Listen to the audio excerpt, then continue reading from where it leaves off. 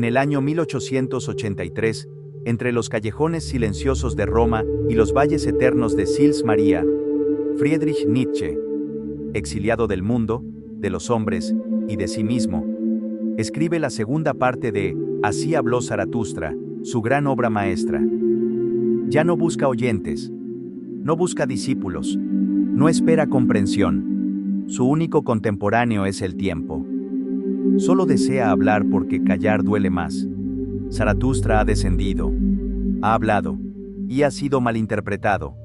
Sus palabras se han vuelto eco en oídos sordos. Su mensaje, deformado, su imagen, profanada. Ha soñado con un espejo, y en él no ha visto su rostro, sino un demonio burlón. Una advertencia, su doctrina corre peligro. Aquí comienza su regreso, pero no como quien vuelve con alegría, sino como quien vuelve con hambre. La segunda parte de Así habló Zaratustra es un ajuste de cuentas. Un grito silencioso. Una purificación a fuego lento. Zaratustra ya no desciende como profeta. Desciende como verdugo de ídolos. Desciende con una fuerza que Nietzsche llamó voluntad de poder. No es el poder del amo sobre el esclavo, ni el dominio de uno sobre otro. Es algo más íntimo, más profundo. La voluntad de poder es el impulso que hace crecer al árbol, que hace estallar la semilla, que transforma al dolor en arte, al fracaso en afirmación, al caos en creación. Es la fuerza vital que fortalece la vida. Es el motor secreto del superhombre. El fuego que no busca mandar, sino afirmar la vida sin condiciones. Todo en Zaratustra arde con esta fuerza, cuando ama, cuando odia, cuando calla, cuando rompe. Y contra esa voluntad se alzan los que no quieren cambiar, los que prefieren el consuelo a la libertad, la norma al riesgo, la obediencia a la creación. Esta segunda parte es el choque entre esas dos fuerzas, la que quiere permanecer y la que quiere superar. Y los ídolos ya no tienen forma de dioses, tienen forma de virtud, de compasión, de sabiduría popular. Zaratustra arremete contra los misericordiosos, contra los sacerdotes, contra los virtuosos, contra los poetas sentimentales, contra los sabios domesticados, contra los hombres que predican el bien, desde el miedo. Les arranca la máscara y encuentra debajo la moral del rebaño, una moral que castiga la fuerza, porque la teme, que exalta la humildad, porque no soporta la grandeza, que predica el amor al prójimo, porque no sabe amarse a sí misma. El bien ha sido creado por los débiles para que los fuertes se avergüencen de sí mismos. La doble moral está por todas partes. El esclavo que finge ser santo, el cobarde que se disfraza de pacífico, el incapaz que llama egoísta al Creador. Zaratustra ya no los tolera, ya no quiere convencerlos, ni corregirlos, solo dejar que se ahoguen en su propia mentira. Y sin embargo, Zaratustra también sufre. No solo se enfrenta al mundo, se enfrenta a sí mismo, a su voluntad que no puede cambiar lo que ya fue, a su dolor por haber amado, entregado, fracasado. Ahí está su tragedia. La voluntad de poder quiere avanzar, pero choca contra el muro del pasado. Y entonces, Nietzsche escribe: el querer no puede querer hacia atrás. El querer es la causa del dolor. Esta es la enfermedad más profunda del alma, y también su única posibilidad de redención. Zaratustra ha aprendido que quien crea, primero debe destruir, y que quien destruye también debe ser capaz de renacer. Esta no es una segunda parte. Es una purga, una ruptura, una noche oscura del alma. Aquí no se habla de Dios, se habla de su sombra, de los hombres que aún creen en Él sin atreverse a nombrarlo, de los que han enterrado a Dios, pero siguen arrodillados. Y entonces, cuando todo arde, cuando el dolor es insoportable, cuando la sabiduría ya no consuela, Zaratustra vuelve a su cueva, y desde el silencio más profundo, desde la hora más silenciosa de todas, decide hablar una vez más.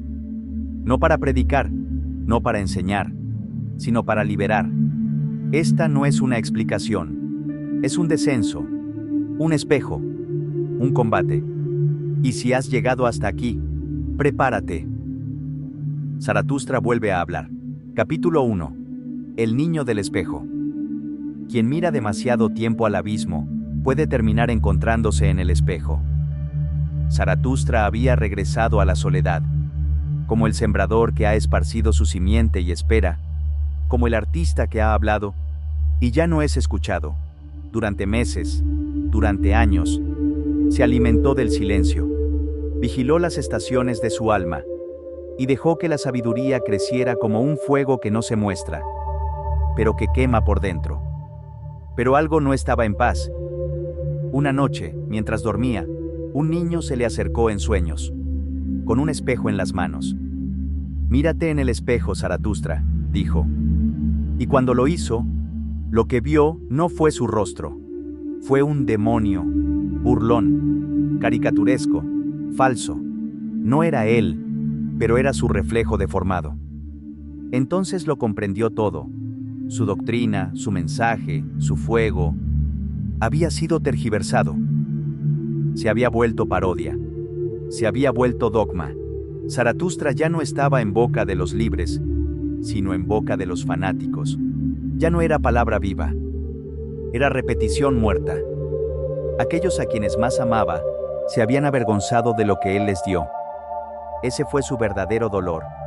No el rechazo, sino la deformación.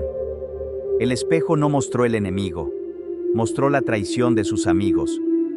Y entonces se levantó. No como un enfermo que busca aire, sino como un profeta que ha visto la tormenta y sabe que debe hablar una vez más.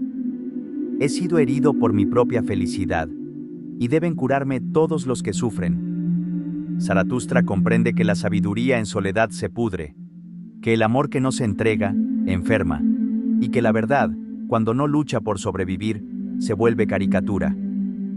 Así, decide descender otra vez. No por nostalgia, no por redención, sino porque su amor se ha vuelto impaciente. Tengo dentro de mí un lago solitario, pero el río de mi amor se precipita hacia el mar. Zaratustra ya no es solo sabio, es tempestad, es lanza, es torrente. Habla de nuevo, pero esta vez no viene a pedir oídos, viene a lanzar rayos, a reír con la sabiduría salvaje que ha dado a luz en los riscos más ásperos. Incluso sus animales lo miran con asombro. Zaratustra ha cambiado. Su rostro arde como una aurora. Su voz ruge como una tormenta contenida. Ya no quiere enseñar. Quiere crear. Ya no quiere guiar. Quiere arrojar semillas al viento y ver qué nace. Mi alma ya no puede permanecer en la cumbre. Debe caer otra vez sobre los valles. No como castigo, sino como bendición. Así habla Zaratustra, cuando despierta del sueño más aterrador, aquel en el que ya no se reconoce a sí mismo. Y entonces comienza la verdadera guerra, contra la interpretación, contra la idolatría, contra su propio eco. Capítulo 2. En las Islas Afortunadas. Dios es una conjetura, pero el superhombre es una posibilidad.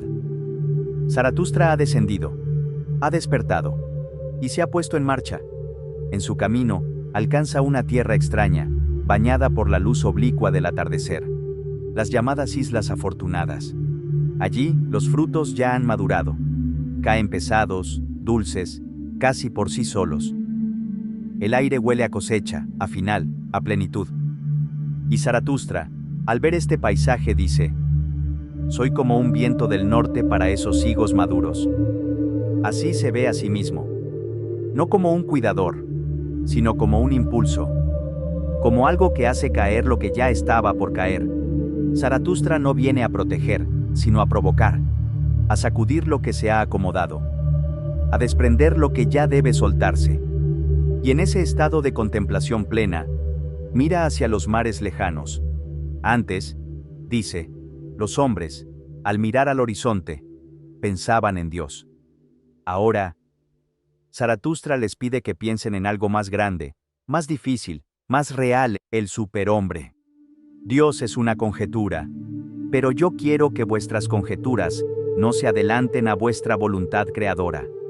Zaratustra no niega a Dios por rabia, lo niega por respeto a la vida, porque mientras los hombres crean dioses, dejan de crearse a sí mismos. Dios fue durante siglos la justificación de todo, del bien, del mal, del poder, del sufrimiento.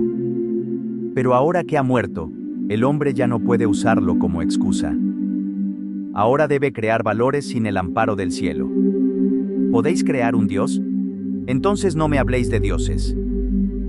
Zaratustra no busca creyentes. Busca padres del superhombre. Hombres y mujeres que sean antepasados de algo más elevado. Pero aún hay una trampa.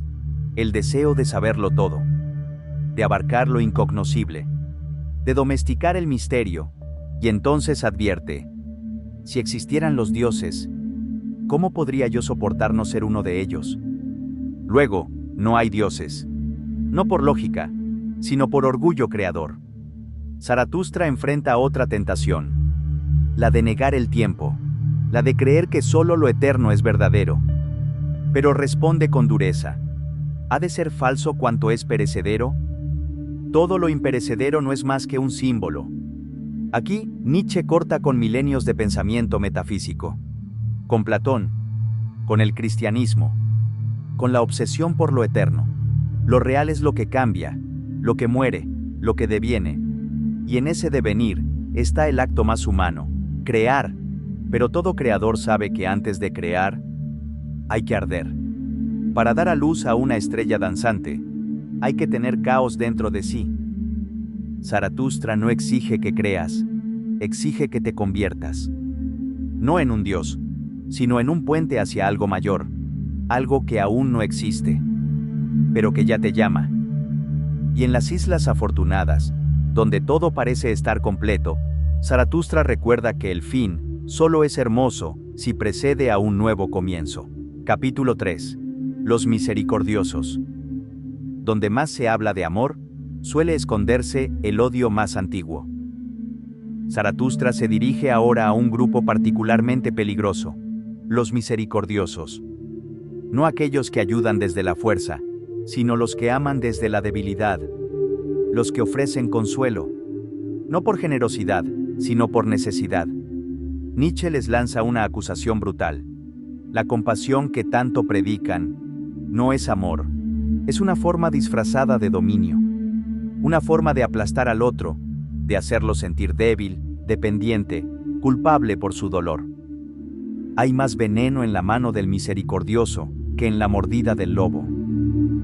Zaratustra ve en estos hombres y mujeres una santidad hipócrita, una voluntad de poder encubierta. No pueden dominar con fuerza, entonces dominan con lástima. Donan su compasión como quien entrega cadenas envueltas en flores. Dan para hacerse necesarios, ayudan para humillar. Nietzsche denuncia que en la piedad institucionalizada, en los hospitales de almas, en las iglesias de los humildes, hay más odio que amor, más necesidad de poder que deseo genuino de elevar al otro. El misericordioso no quiere tu libertad, quiere que lo necesites. El compasivo sufre con el sufrimiento ajeno, pero no para aliviarlo, sino para hacer lo propio y sentirse bueno. Zaratustra se burla de su virtud blanda, de su bondad teatral, de su sentimentalismo que no salva, sino que asfixia. Porque el verdadero amor, dice, no se arrodilla, no se entrega como sacrificio, no busca agradecimiento. El amor verdadero quiere crear, no consolar. Zaratustra no odia la compasión, pero la quiere pura, libre del deseo de superioridad, sin rastro de vanidad, sin el eco del resentimiento que dice: yo te salvo, porque tú estás caído, y yo no. Aquí Nietzsche golpea directamente a la moral cristiana, a la caridad como virtud suprema, a los que predican que el sufrimiento ennoblece, que la bondad está en consolar al débil, en hacerse siervo de todos. Zaratustra no lo cree.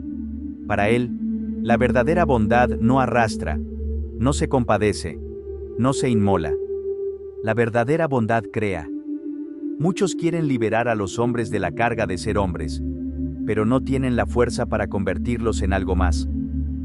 Zaratustra mira a los misericordiosos y no ve santos, ve cómplices del sufrimiento, ve estatuas de bondad construidas con huesos ajenos. Y entonces, sigue su camino. Porque no ha venido a consolar al mundo, sino a transformarlo. Capítulo 4. Los sacerdotes. Donde el cuerpo fue condenado, nació el alma culpable.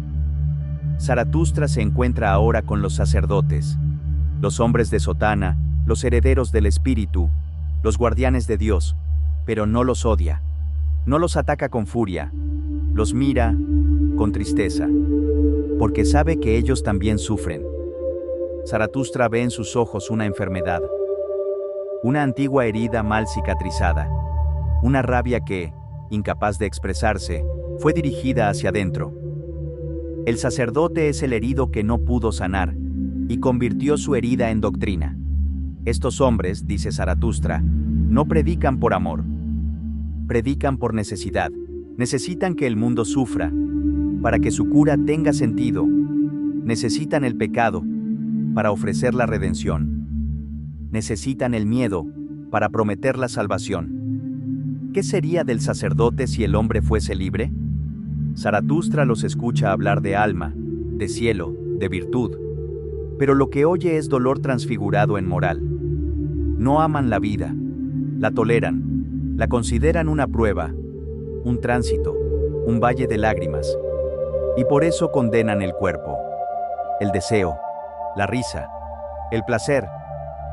Los sacerdotes han hecho del dolor una virtud, y del gozo, un pecado. Zaratustra los acusa de algo más profundo que hipocresía.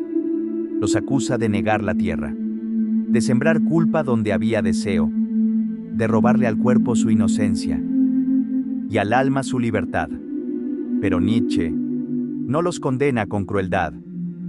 Zaratustra los mira como se mira a un amigo que ha sido poseído, y dice, su alma se asfixia en el aire de las doctrinas, porque olvidaron respirar con el cuerpo. Estos hombres no han vivido. Han interpretado la vida. No han amado. Han prohibido el amor. No han sentido el gozo de la creación, solo el orgullo del sacrificio. Y ahora arrastran al mundo en su renuncia. Proclaman la humildad, pero exigen obediencia. Anuncian la paz, pero viven de la guerra interior de cada alma. Convirtieron a Dios en un juez, porque no soportaban no ser escuchados. Zaratustra no les pide que renuncien a su fe. Les pide que la vuelvan a encarnar.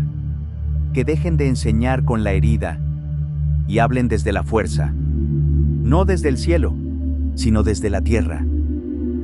Yo no quiero que creáis menos, sino que creáis mejor. No en lo eterno, sino en lo que puede aún transformarse.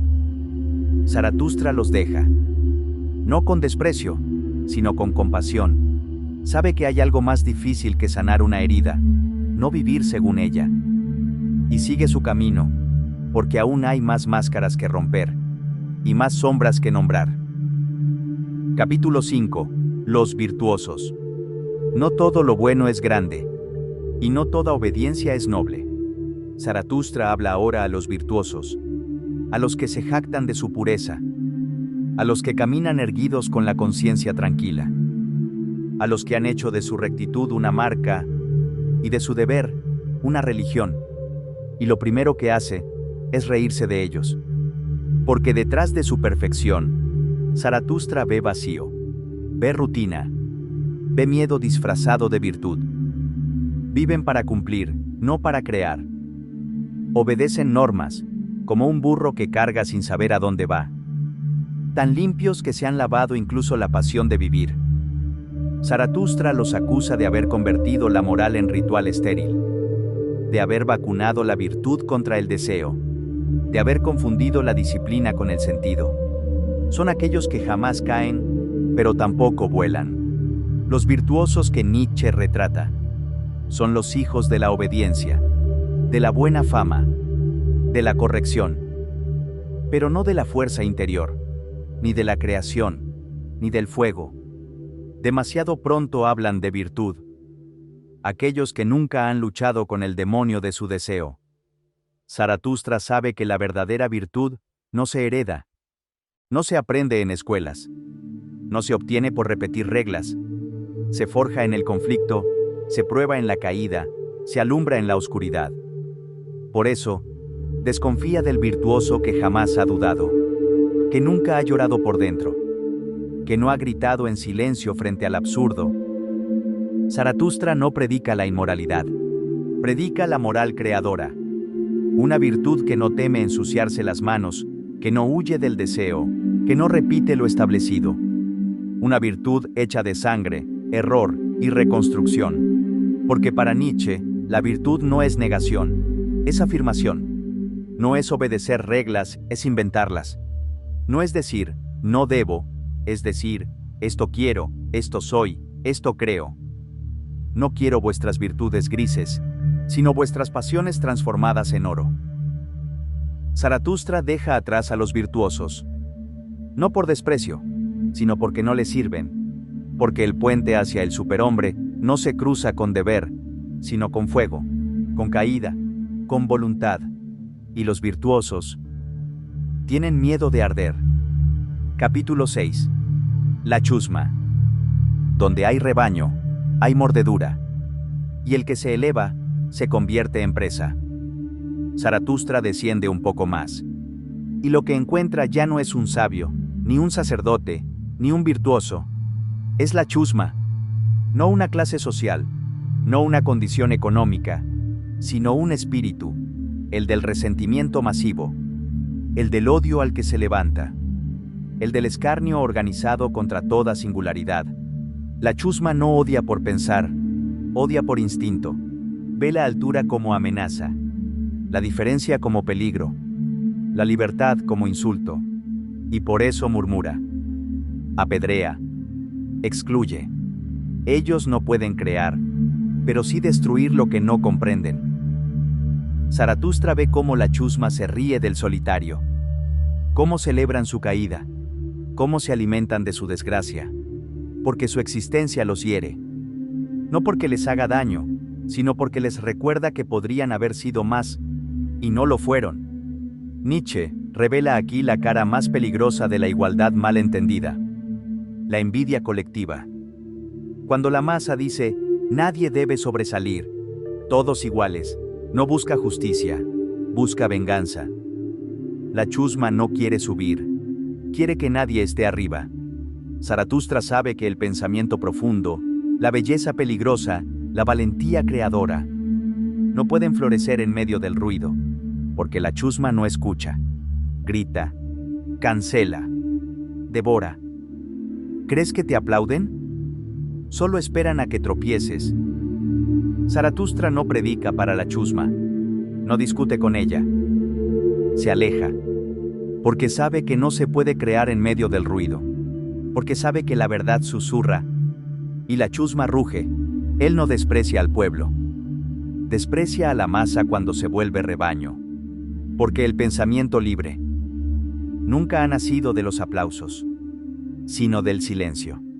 La multitud no odia lo malo, odia lo grande que no puede alcanzar. Zaratustra sigue adelante, porque aún quedan más, máscaras que romper y más venenos que nombrar. Capítulo 7. Las tarántulas. Ellos hablan de justicia, pero lo que quieren es morder. Zaratustra camina, y de pronto escucha un zumbido bajo. Una red tejida con palabras dulces, pero cargadas de rabia. Se acerca, y ve a las tarántulas. No son insectos, son hombres, son mujeres, son multitudes que claman igualdad, pero en sus ojos no hay compasión, hay venganza. Hablan de los débiles, de los oprimidos, de los que sufren, pero lo hacen con odio. Su lenguaje está lleno de moral, pero su alma está sedienta de castigo. Por medio de ti, pecador, quieren obtener la venganza a los débiles. Zaratustra los mira y comprende. No quieren justicia, quieren equilibrar el mundo, a latigazos. Son los profetas del igualitarismo que ya no quieren libertad, quieren revancha. Y si no pueden elevarse, quieren que todo lo alto caiga. Las tarántulas se llaman a sí mismas redentoras, pero solo saben envenenar. Ellas predican que todos deben ser iguales, no porque aman la igualdad, sino porque odian al que se destaca. El que se eleva merece ser aplastado. Eso murmuran entre telarañas. Vuestra justicia, ved qué justicia es. Yo no la llamo justicia, sino venganza disfrazada. Las tarántulas creen ser buenas, pero no saben amar. Predican por los demás, porque no saben sostener su propio dolor. Zaratustra los reconoce. Son los mismos que una vez amaron la cruz, y ahora aman el castigo. Solo cambiaron el Dios, pero no la lógica. Zaratustra no discute con ellos, porque el veneno no se razona, se supera, y advierte. Cuanto más se calla el espíritu libre, más fuerte muerde la tarántula. Zaratustra sigue su camino, porque sabe que la verdadera justicia no nace del veneno, ni de la herida, ni del deseo de ver al otro caer. La verdadera justicia nace del coraje de crear, no de la sed de castigar. Donde el resentimiento construye templos, tarde o temprano, arderán. Capítulo 8. Los sabios fantasmas. Pensaron tanto, que se les secó el alma.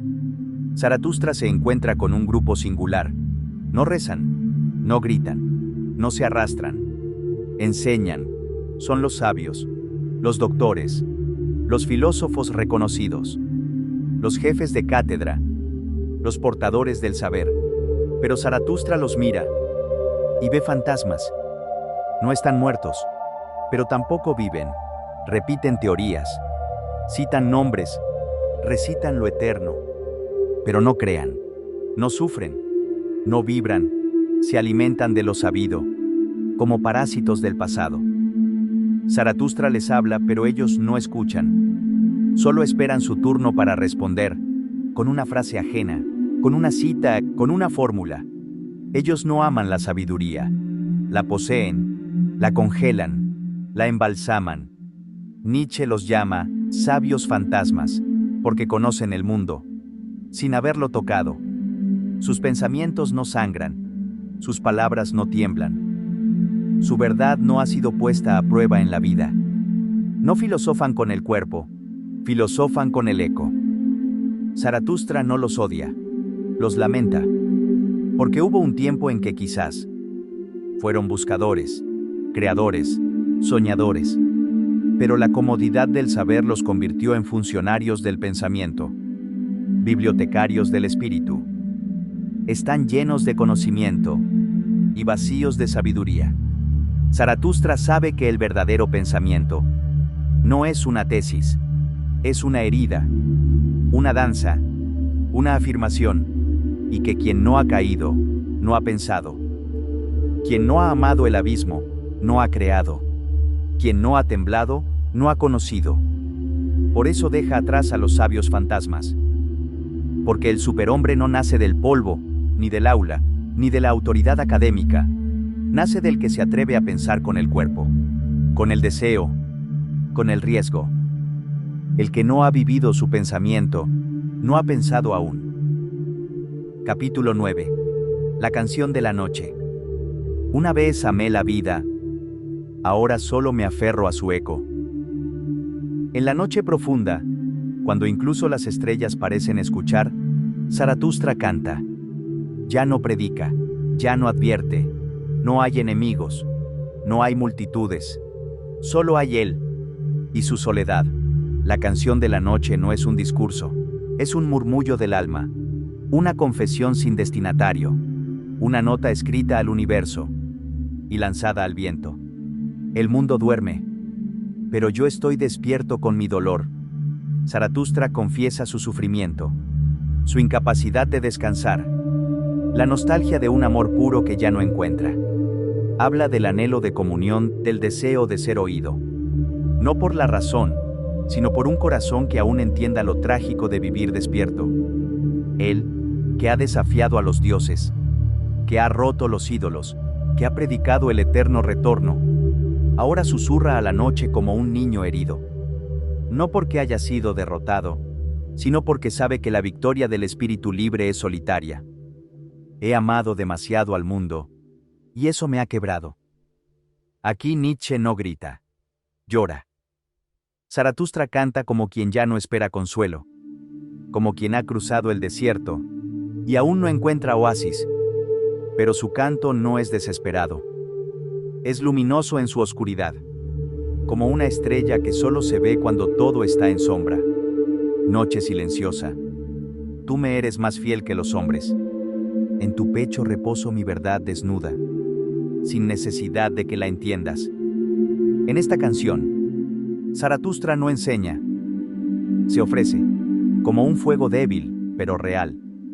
Porque incluso el más fuerte necesita una noche para llorar lo que ama, y ya no puede salvar. Capítulo 10. La canción del baile.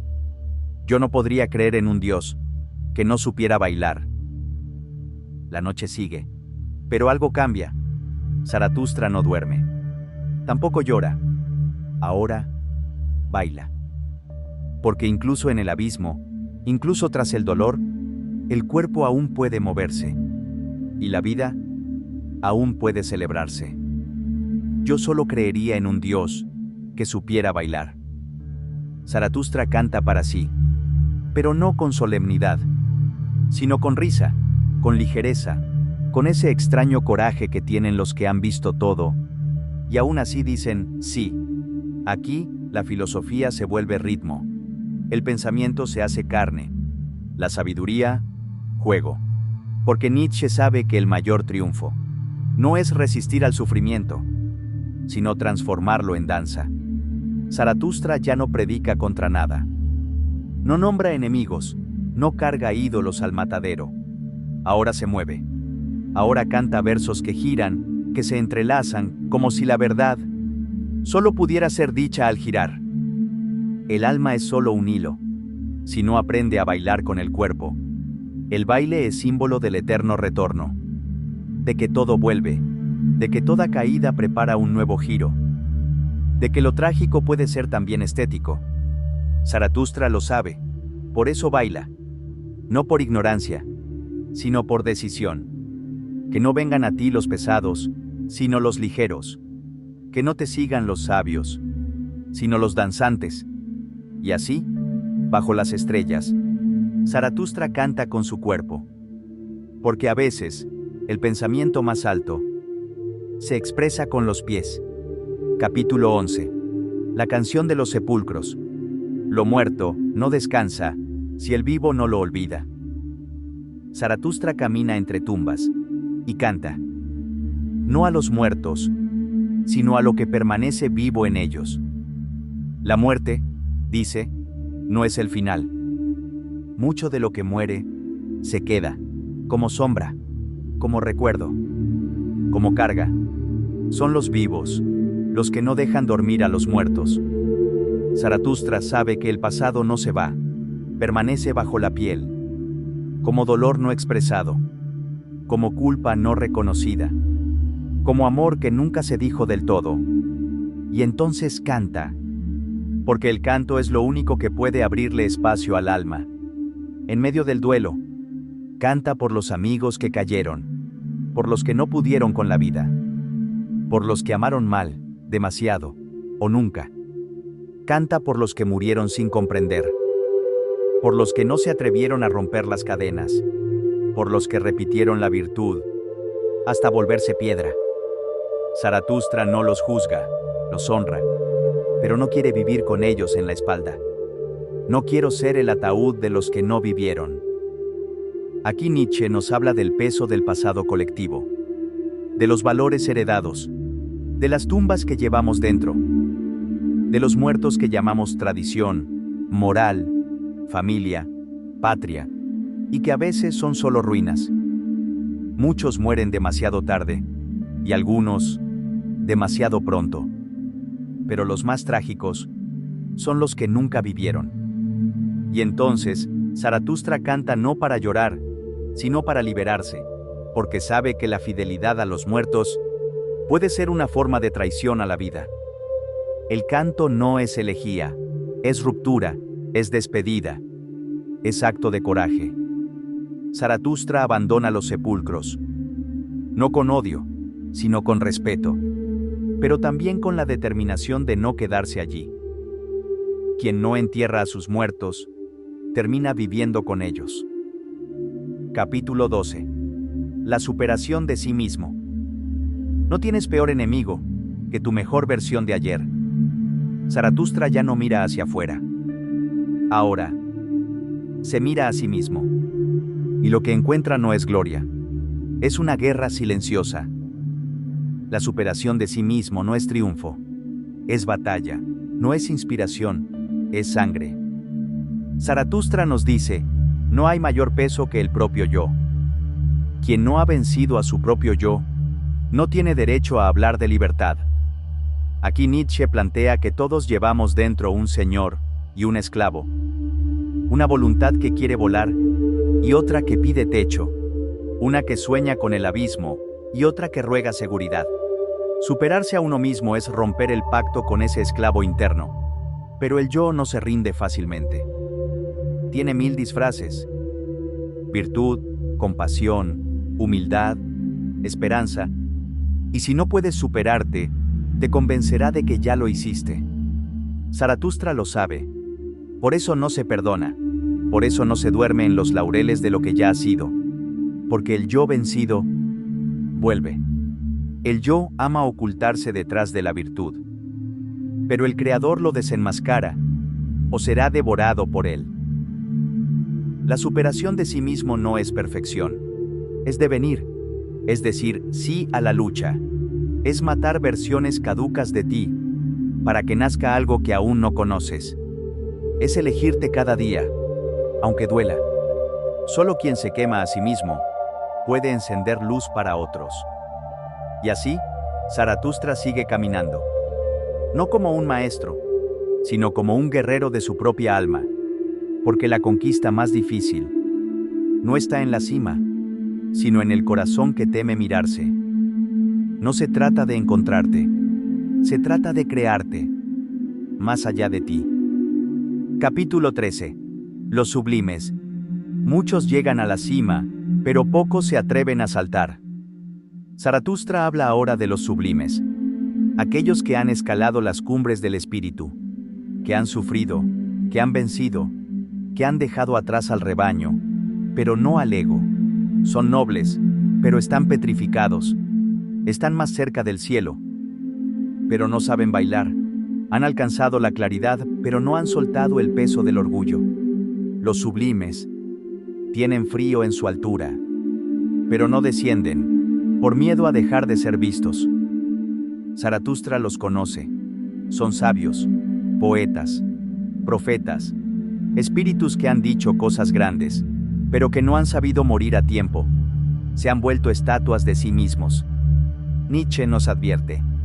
Estos hombres no son falsos, son incompletos.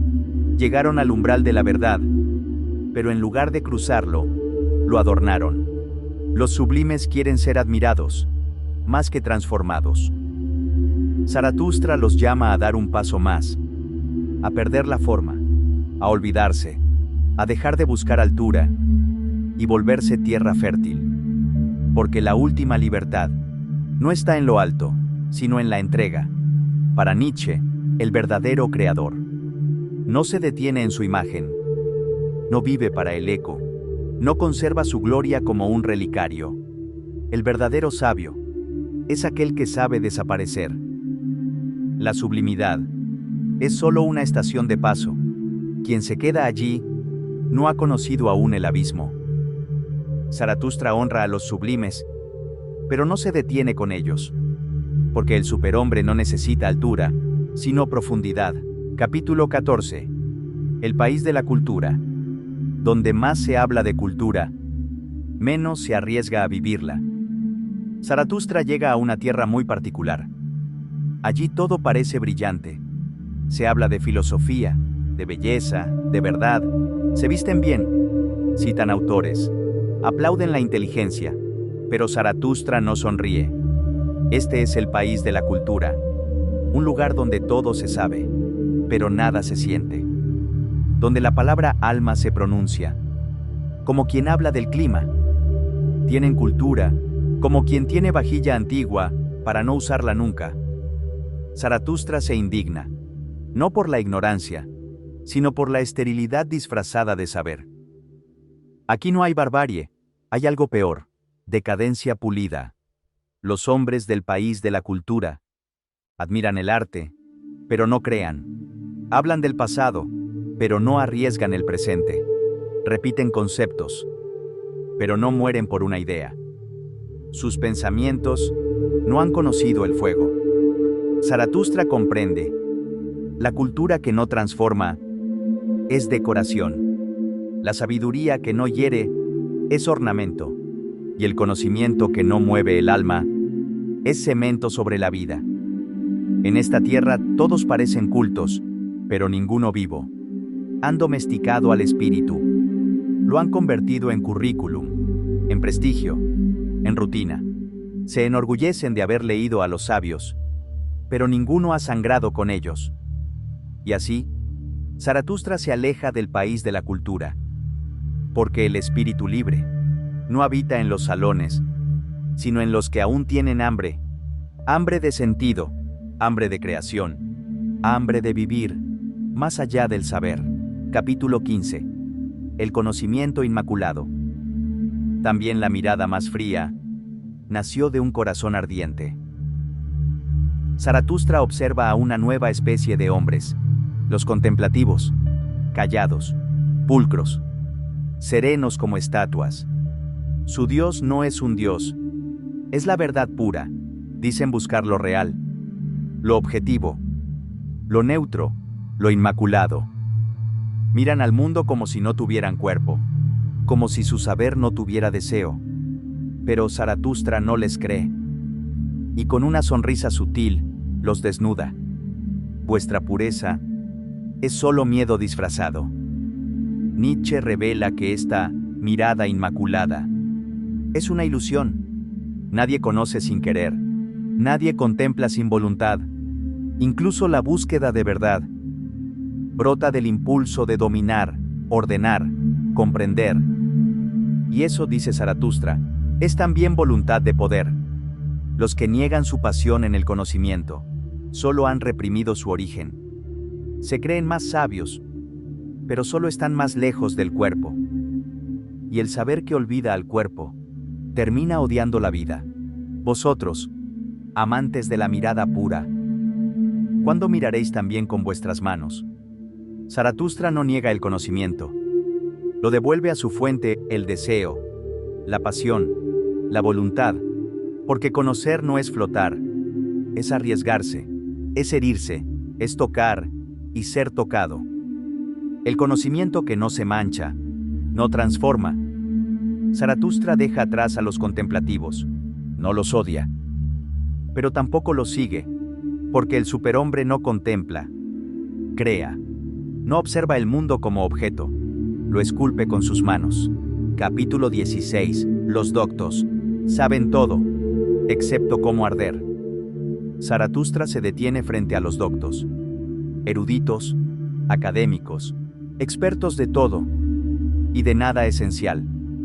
Los encuentra rodeados de libros, de sistemas de palabras, pero no de vida. Hablan de Sócrates, de Kant, de Heráclito, pero sus ojos no han visto nunca el relámpago que parte el alma. Zaratustra los observa y no siente envidia, siente pena. Tienen las llaves del templo, pero no saben orar. Los doctos saben citar, clasificar, analizar, pero no crean, no sienten vértigo, ni éxtasis, ni peligro. Son esclavos del método, bibliotecarios del espíritu.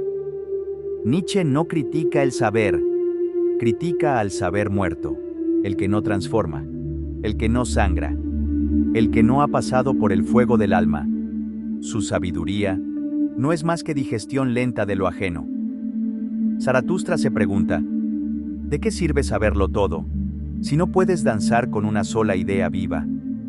Los doctos son los guardianes del pasado, pero no sus superadores. Hablan del mundo, como quien nunca ha salido de su celda. Donde empieza el polvo, allí han puesto su cátedra. Zaratustra deja a los doctos entre sus papeles. No los odia, pero sabe que el superhombre no nace en las aulas, sino en las grietas del alma. El saber que no quema es olvido del fuego.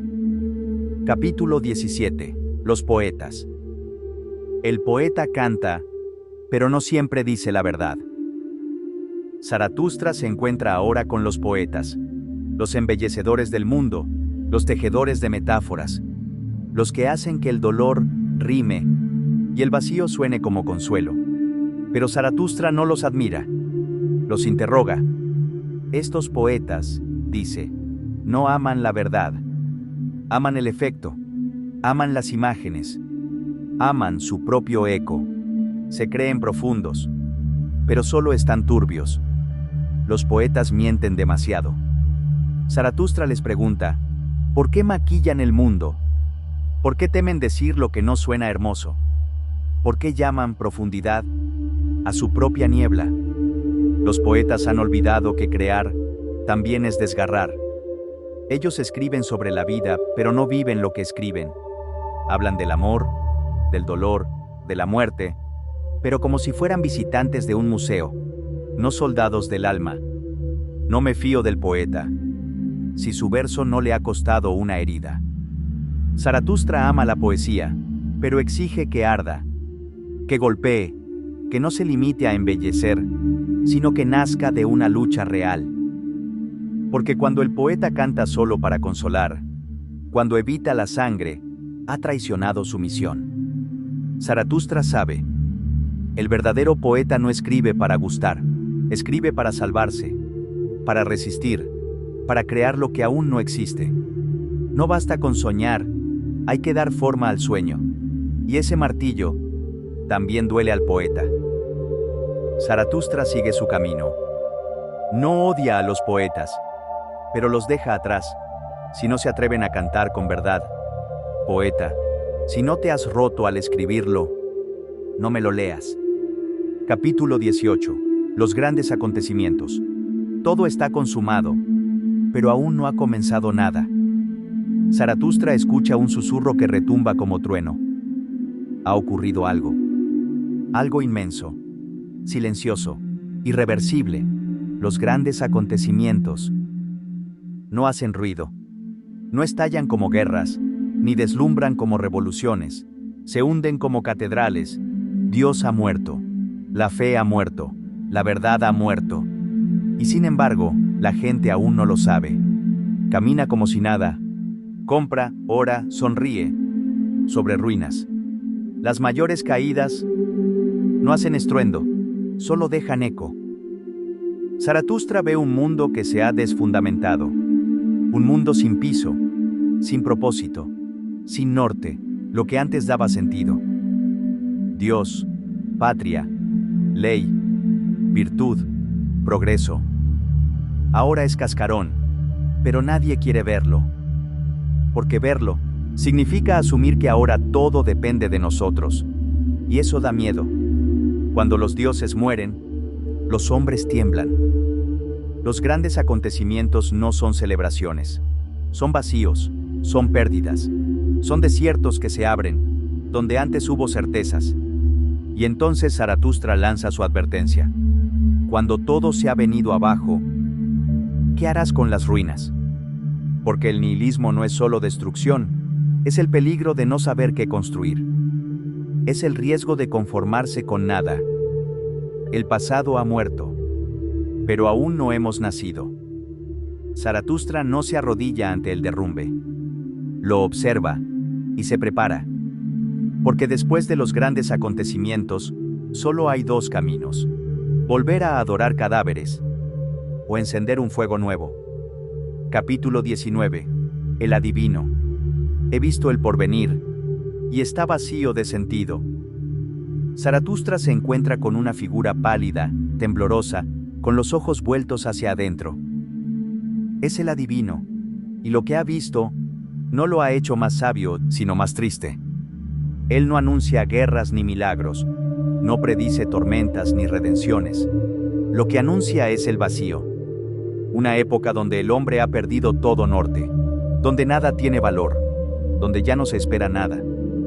Todo es en vano, todo vuelve, pero nadie lo desea. Zaratustra escucha, y no lo contradice, porque sabe que el adivino ha visto la verdad, pero no ha podido amarla. Él ve el eterno retorno. Esa visión trágica en la que todo se repite, cada dolor, cada error, cada instante, y lo llama pesadilla. Para el adivino, el eterno retorno no es afirmación, es condena, no es danza, es castigo. El mundo se ha vuelto un circo de fantasmas, y yo, el más viejo de sus payasos. Zaratustra no niega la visión, pero la siente incompleta, porque el problema no es que todo vuelva. El problema es que no hemos aprendido a amar lo que vuelve. Nietzsche, a través de Zaratustra, insinúa: el verdadero desafío no es ver el abismo, sino no huir de él. El adivino ha visto el futuro, pero no ha tenido el coraje de recrear el mundo. Zaratustra sabe que hay algo más allá del nihilismo, pero para llegar a eso, hay que atravesarlo. Lo que fue, volverá, pero que vuelva, depende de tu fuerza para desearlo. Zaratustra sigue su camino. El adivino quedó atrás, no por ignorancia, sino porque no quiso bailar con su destino. Capítulo 20. La redención. Querer redimir el pasado, esa es la más alta voluntad. Zaratustra ya no habla del futuro, ya no advierte sobre el abismo. Ahora se detiene ante el pasado. Ese tiempo que no se puede tocar, ese peso que arrastramos, aunque juremos haberlo superado. Zaratustra dice: el hombre no sabe vivir con lo que ha sido. Por eso odia, por eso se venga, por eso culpa. El pasado se vuelve cárcel, cuando no sabemos redimirlo. El espíritu de la venganza es el enemigo del superhombre. La moral, la justicia, incluso la compasión, a menudo son máscaras del resentimiento. Queremos castigar a quien nos hizo daño. Queremos corregir lo que ya fue. Queremos que el dolor tenga sentido. Pero Zaratustra responde: nada hay más insensato que querer castigar al pasado. Redimir no es borrar, no es justificar. Es amar lo que ocurrió, incluso lo que dolió, incluso el error, incluso lo que quisiéramos negar. ¿Puedes desear que todo se repita exactamente como fue? Solo entonces has redimido el tiempo. Esta es la redención nietzscheana. No la que viene de los cielos, sino la que nace del coraje de decir: sí, así fue, y lo amo como es. Es la victoria sobre el espíritu de la venganza. El nacimiento del superhombre como afirmación total. Yo quiero que todo vuelva, no para castigar, sino porque lo he transformado en creación. Zaratustra ha comprendido. La redención no está en borrar la herida, sino en convertirla en forma. El Creador es quien puede decir: así fue, y así lo quiero. Capítulo 21. La prudencia para con los hombres. No hay que dar miel a quien aún bebe sangre. Zaratustra se ha dado cuenta de algo crucial. Los hombres no están preparados, no para su fuego, no para su visión. Y entonces, se detiene. No por miedo, sino por prudencia. Ya no tiene sentido gritar entre los sordos, ni cantar himnos en medio de un mercado.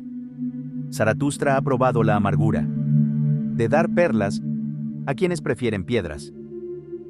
No todos los hombres han despertado. Algunos aún viven entre cadenas y aman sus cadenas. Ser prudente no es callar por cobardía, es callar por sabiduría. Zaratustra comprende que forzar el despertar es una forma de violencia. No hablo ya para que me escuchen. Hablo para no olvidar quién soy. El sabio no huye, solo se retira para que su voz no sea desperdiciada. Capítulo 22. La hora más silenciosa de todas. Calla, Zaratustra. Ha llegado tu hora más silenciosa. Zaratustra ha llegado al umbral. No es el final, pero ya no puede avanzar con palabras. Ha dicho lo indecible. Ha cantado lo que el mundo no quería oír. Y ahora, la voz lo abandona.